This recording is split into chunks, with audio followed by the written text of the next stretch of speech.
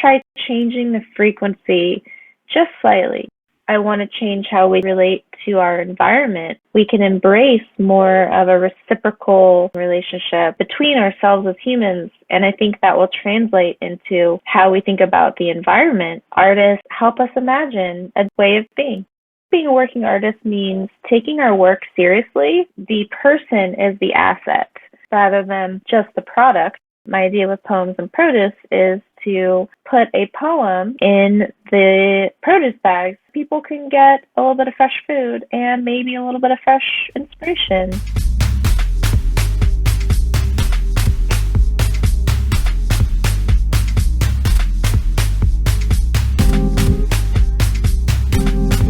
Welcome to Angel City Culture Quest, where art, social justice, and the environment meet in Los Angeles. I am your host, Melina Paris, and I welcome you to this episode.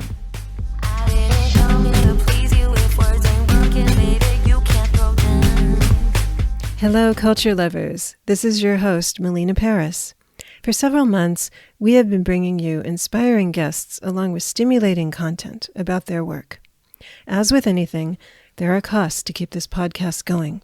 So if you're able, join me in this quest with your support. Think of it as a cultural tip jar to share any amount that you're comfortable with. Or you can make a regular offering with as little as $4 a month. This will contribute to my ability to continue bringing you the great work of these artists, activists, and others, plus the cultural content that you want to hear about. I appreciate you, and I would be honored to have your support. To join, please go to our Patreon link at patreon.com/Angel City Culture Quest.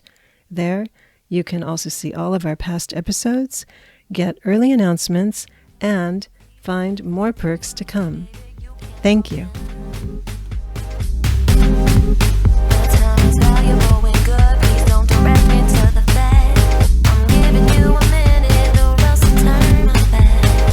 Hello, and welcome to Angel City Culture Quest. Today, we are speaking with Lynee Woo, who is a member of the Artists at Work program at Angels Gate Cultural Center. As we talk about Nancy's work and this program today, I'm going to ask you to ponder a question. What is the definition of a working artist? Nancy is a poet, educator, and community organizer. She has co-founded a handful of arts organizations, including the Long Beach Literary Arts Center, and briefly ran a social justice-based literary press. As an organizer, she has produced innumerable arts events, including writing workshops, public readings, and arts festivals. She is also the creator of Surprise the Line, a community poetry workshop. Writing from an ecofeminist perspective, her poetry is largely inspired by the magic and power of the natural world. Nancy has received fellowships from PEN America, Arts Council for Long Beach, and Idlewild Writers Week.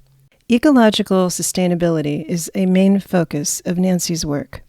She earned a BA in sociology with an emphasis in environmental studies from UC Santa Cruz and an MFA in creative writing and poetry at Antioch University. Angels Gate Cultural Center in San Pedro serves as one of the cultural hubs as part of the Artists at Work initiative, as it hosts both Nancy and artist Taylor Griffith for year-long residencies. The Artists at Work program is inspired by the Depression-era Works Progress Administration, President Roosevelt's Employment and Infrastructure Program. It was designed to give artists resources to continue to produce work during the COVID crisis, but also to rebuild healthy communities through artistic engagement. The goals of Artists at Work are to give artists a living wage to support their work and to put that work into the public sphere for free, and to connect artists and cultural organizations to local initiatives in areas like mental health, suicide prevention, food justice, prison reform, youth at risk, and other civic engagements that foster healthy communities. Artists at Work is active in Los Angeles County, the Mississippi Delta, and the Thrive region, which comprises 16 counties across Northeast Alabama, Northwest Georgia, and Southeast Tennessee. A new cohort in the Borderlands is launching later this year. In the LA area, Artists at Work has brought on 16 different artists, working 2 per cultural hub, with a total of 8 in Los Angeles. Hello, Nancy. How are you? Hi, Melina. I'm great. Thank you so much for having me. I'm very glad to have you here today. Now, Nancy, as you're a poet, I thought you'd appreciate this statistic I have to share. The National Endowment for the Arts has confirmed that more and more people are reading poetry. An estimated 28 million adults in the United States now read poetry, with growing numbers of readers almost doubling across multiple demographics, particularly with women, African Americans, Asian Americans, and other non-white, non-Hispanic groups. And I want to share a quote from Nancy on writing.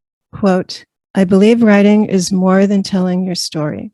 It's about healing and connecting with others because language has the power to shape our reality. The words that we choose to use create the reality that we see. It's really hard to write every day and to not learn something about yourself and want to become a better person. I think you have to change yourself to change the world. So I want to provide a space for people to write." End quote. Now, AAW is a great program, but I want to note, Nancy, you were a working artist even before you began working for this program.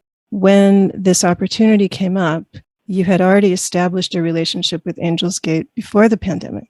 What did you do there previously? Well, thank you, Melina, so much for having me on this program. Before the pandemic, I was working with Angels Gate as an artist teacher, and I was going into classrooms once a week teaching poetry to fifth graders with the Artist in Classroom program. So unfortunately, when all the schools shut down in the pandemic, I transitioned online and I couldn't really continue with them at the time, with Angels Gate. So I stopped working there, but we kept a good relationship. And Amy Erickson, the director of Angels Gate, saw the email with the Artist at Work program and posted it across her network. I came across it in my inbox. I applied just like a regular job, and here we are today.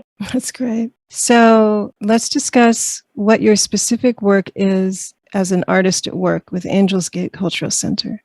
You said there are 2 parts to the fellowship. Number 1 is building community programming with a nonprofit. And number 2, you've been teaching an after-school program for elementary and middle school children. Yes, actually, to clarify, the 2 parts of the fellowship are building community programming, and then the other part is for us to just work on our own art project. So they do build in support for us to have time to work on our own project. But it is really an important part of the program to be working with a community center. And so for me, I'm working with a group in Wilmington called Strength-Based Community Change, or SBCC, and I just love them. They are an all-around Renaissance nonprofit. They do so many things, from mental health services to dance classes to after-school programs, and that's where I come in. I'm teaching a poetry program in their after-school center. For right now, it's just for elementary and middle school children. So the idea with this Artists at Work program is to build arts programming into a community project. So I'm actually doing a few different things as well. I am interested in building relationships with our food and our land. So we're in the process of launching a program called Poems and Produce with one of the community gardens that are part of SBCC, and they give out produce bags. And my idea with Poems and Produce is to put a poem in both English and Spanish, because it's a primarily Spanish-speaking community, in the produce bags so that people can get a little bit of fresh food and maybe a little bit of fresh inspiration. And the idea with that is to also give a prompt and hopefully encourage the community to write poems and send them in, so that then I can distribute poems from the community to the community. So that's the other program that we're working on right now. I love that. Poems and Produce. That's a great name. Now, you said that Artists at Work with this program, they're calling it a salary that they are giving to the artists, but you said you see it as a basic income for artists. Can you elaborate on that? Yes, and just to clarify, that is my language, not their language. It's just Okay. something that I sort of view for myself as something I'm very lucky and grateful to receive because it is like a base income. We get paid every 2 weeks like a salary, so it is a salary. Technically, this is our salary, this is our job. And I really like that they crafted the language that way because it means that it values the work the artists are doing like it is a job. Like when I wake up in the morning and go to my writing group, that is me going to work. So that's how Artists at Work formulates it.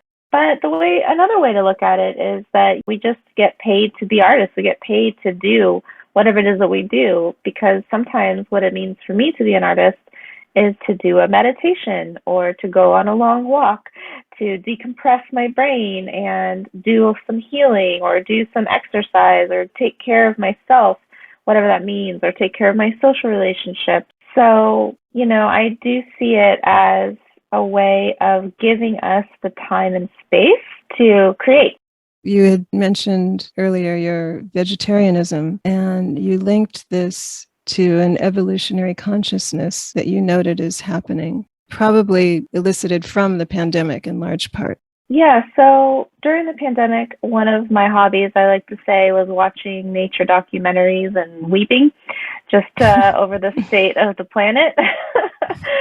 I didn't become full vegetarian. I still eat seafood, so I'd call myself pescatarian, but I did stop eating land animals over the pandemic. And I do think there is a lot of consciousness rising happening where it comes to so many things like the environmental crisis, the economic crises, public health crises. And the Artists at Work program is, I think, a result of a lot of this when it comes to how we value art and how we economically value the work of artists. And not just artists, but everyone. The whole great resignation going on and people rethinking the 40-hour work week and rethinking what it means to do work in the world and rethinking our work-life balance. I really do think there's a lot of exciting changes that are palpable in our society right now. And I think the Artists at Work program is a living, breathing example of how things are changing. There is a rethinking going on, and it's about balance. We were talking about 2 parts to the program. You mentioned poems and produce, which is a lovely idea, the poetry with the bags. But the other part of it is to build the programming with Angels Gate. And you built a program called Midweek Feast. Can you tell us about that? Yes. With Angels Gate, I was doing a monthly workshop with them on Zoom because when we started Artists at Work, the pandemic Omicron wave was in full effect. So things were really not quite in person yet. So we built a Zoom programming called Midweek Feast. And I was very excited about this because Artists at Work is a program that is focused more on process than product, which I think is just revolutionary and amazing because as artists, we are really doing both, but mostly we're process oriented until eventually we get a product, maybe. But as you know, a lot of art making is a lot of practice. So I have this book called Feast, Poetry and Recipes for a Full Seating at Dinner, which is put out by Black Lawrence Press and it's edited by Diane Godel and Annalie Matheson. It is a fantastic book of poems paired with recipes by the same author who is a foodie as well. So I wanted to play with this book, and Angels Gate was very open to my idea of hosting a cooking and writing workshop together, where I would choose a recipe from the book, which is paired with a poem, and do a cooking demonstration on Zoom. And then after the cooking demonstration, give the participants a writing prompt based on the poem that was paired with the recipe. So, for example, the first one we did was cabbage fritters. So I cooked, and some people were cooking along with me. And then we had a writing prompt based on the idea of the poem that we read. It was very fun. That does sound like a lot of fun.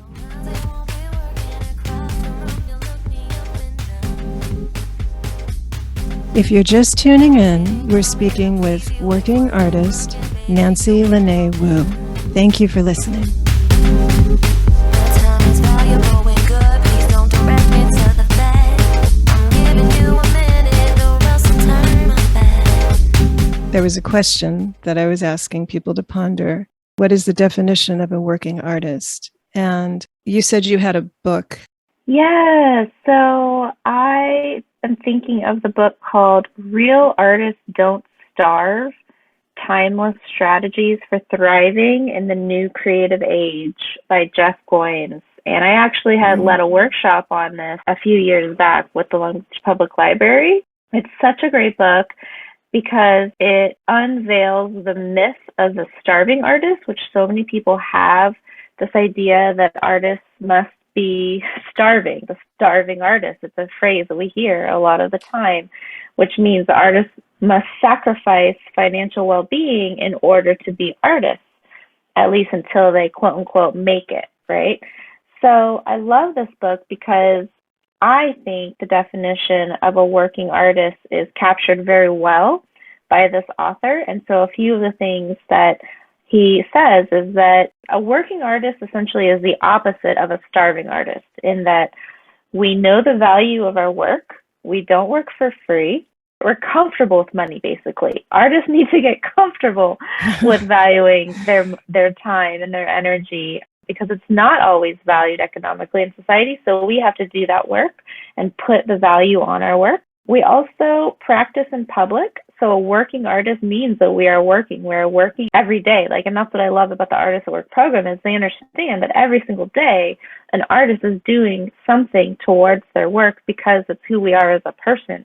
Whether we're getting paid for it or not, we are working towards our art. For me, that looks like writing every day, or being in a workshop, or doing some revision, or doing something related to even sometimes the marketing or the publication of my work. But I'm always doing something. And I think being a working artist means taking our work seriously, and however, not taking ourselves seriously. That's important, So, placing value on the work. I like that, which kind of leads into my next question. You spoke about the monthly professional development training the artists in the program participate in, and you called it revolutionary. Can you tell us how that is revolutionary? yeah, so this goes back to the idea of how we formulate work and how we value work, how we relate to work, because the Artists at Work program offers a professional development training once a month. This is to help us get grounded with our money, with our time, and it's preparing us to lead a long and successful artistic career.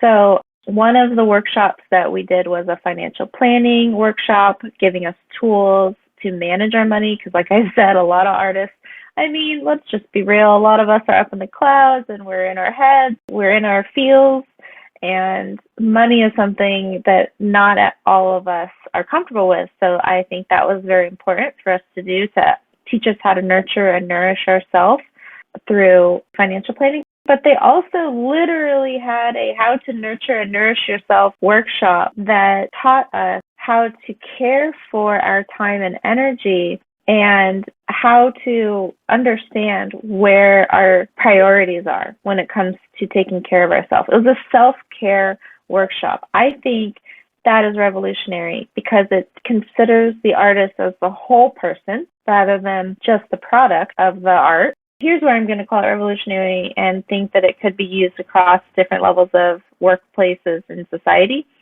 is that it understands the person is the asset.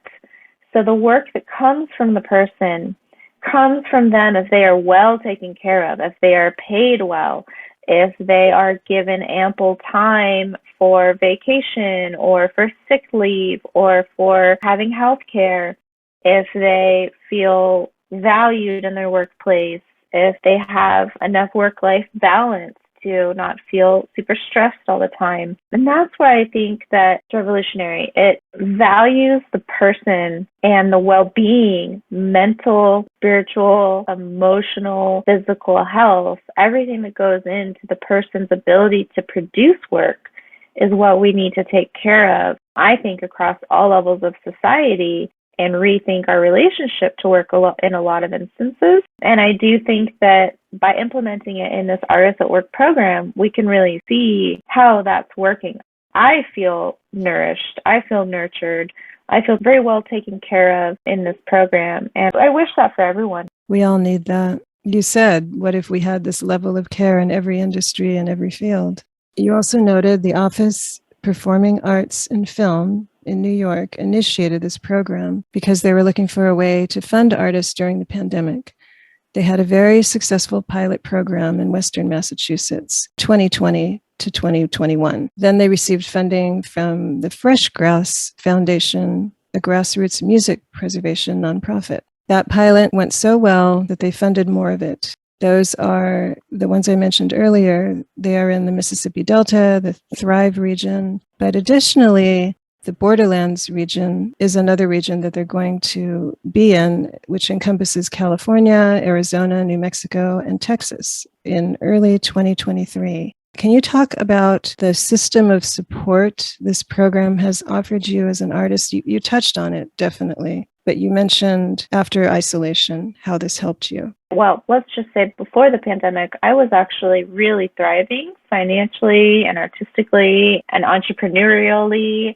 I was doing really, really well. I had finally hit my stride, I feel like, after a decade of trying a lot of different things, saying yes to a lot of different ways of working in the world. I had finally figured out I was running my own business. I was doing marketing and PR for artists while I was in grad school and working on my own art, my own poetry. And I finally had all these different streams of revenue, and I was actually making the amount of money that I wanted to be making for the first couple of months of 2020. If you remember, a lot of us were like, yeah, this is going to be the year. And that's how I felt. This is the year. This is the year. Well, it turned out to be the year for something. We know that. Oh, and I was teaching with Angels Gate, and I was just really loving everything. And then when the pandemic happened, I was also working with the Long Beach Post doing a literary art column, and I was just feeling so good about where I was in life. And then when everything shut down, I essentially lost every single stream of revenue that I had, and I had to start over from the beginning. Wow. And what I did, I'm resilient. I pivoted really quickly. I ended up leading a daily writing group on Zoom, taught myself Zoom super quick, and transitioned online. And that was actually a really beautiful experience because I led a daily writing group for people in April for National Poetry Writing Month. And what poets do during April, some of them, is to try and write 30 poems in 30 days. So I ended up holding space for people every single day to write a poem. I gave a prompt and writing time and then time to share. And this actually ended up being such a wonderful experience because this was at the height of crisis where so many of us didn't know what was going on. We had our emotions all wacky all over the place. And it was a space for people to just come and share and relax in the company of others. And it was early in the morning. So the first thing we did rather than despair was to write a poem. And I think that was a really healthy thing. But anyway, to get to your question about how this program is supporting me is I lost a lot of those opportunities I was doing. And I feel like the last 2.5 years, I've lost a little bit of my mojo, if you will. Being isolated, being away from my community. Of course, I have the virtual community, but as we all know, Zoom fatigue is a real thing, and it's not the same as being in a room with people. Mm-hmm. So when I got the job with Artists at Work, I was in a space where I was just isolated. I was working from home. Sometimes I wouldn't see another person for days or weeks, which is so different than the busy life I was leading before. And so what this program does is gives us time and space to figure out who we are now as artists, as organizers, because everyone in the program has a community service project. We're all community organizers in some way. That's a big part of the program. But what does a community organizer do when there is no access to their community? Right. So this job has given me support because being isolated is not great for me, and it's helping me feel less alone, more bolstered by a team. I'm a part of this group, which is really, really big for me because a lot of the time I'm working by myself, so it feels good to connect with other people. And, it is the luxury of time over an entire year to fulfill these projects that is really such a gift, because the program is from November 2021 until November 2022. And during that time, it really luscious, I would say, to be able to lean into a whole year. Like, what do I want to be creating across a whole entire year? And that in itself has helped get me out of the hurry scurry of the poverty mindset, if I may be so blunt, is like, where am I getting my next paycheck? Where am I getting my next job? Which is how I'd lived most of my artist life. And this job really allows me to settle in and think slower and think deeper and say yes only to the things that are really going to help me thrive, and say no to the things that I don't need to do anymore. Okay. And lastly, on your writing front, you've decided to make all your workshops donation-based. Can you please talk about why? Yeah, so I was playing with some different economic models and came to the conclusion that I really like donation based because it gives the power to the participant to decide how much they'd like to invest in themselves, because I consider these workshops to be for the participants. It's a new model. It's based off of a yoga studio that I know and love here in Long Beach called Yogalution.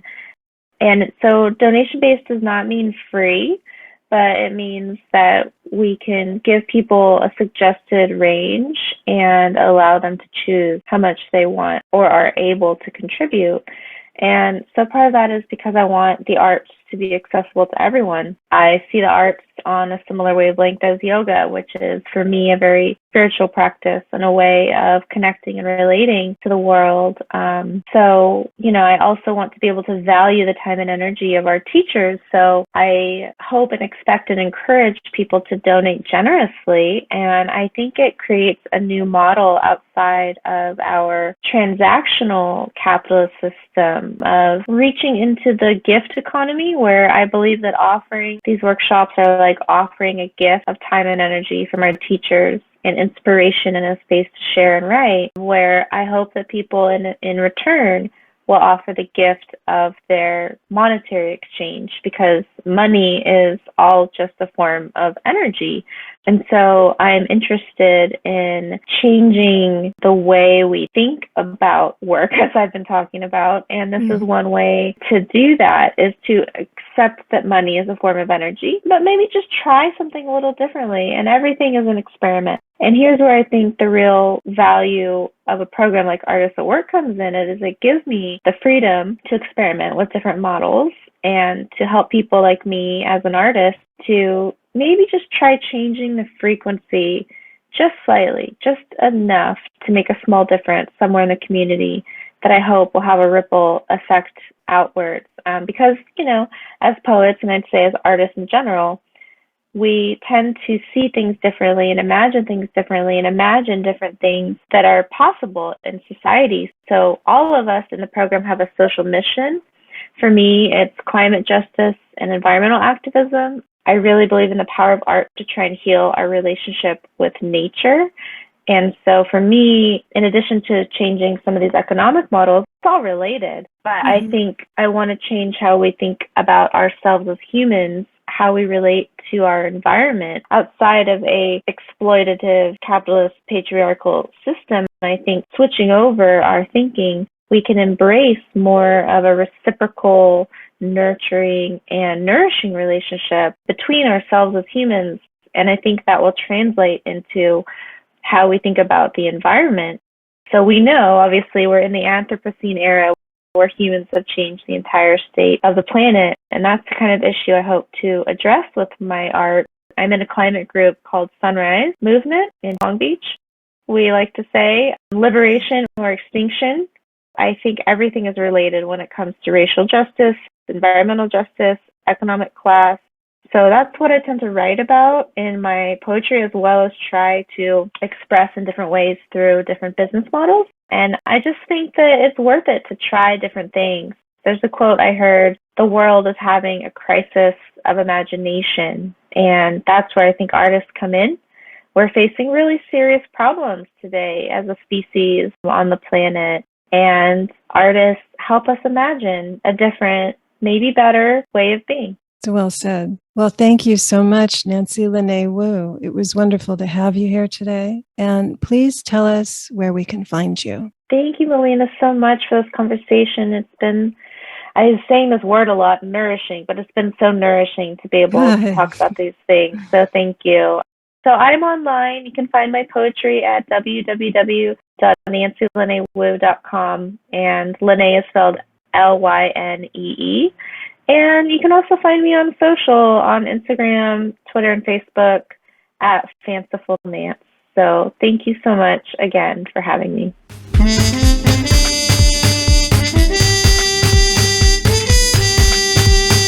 Thank you for listening.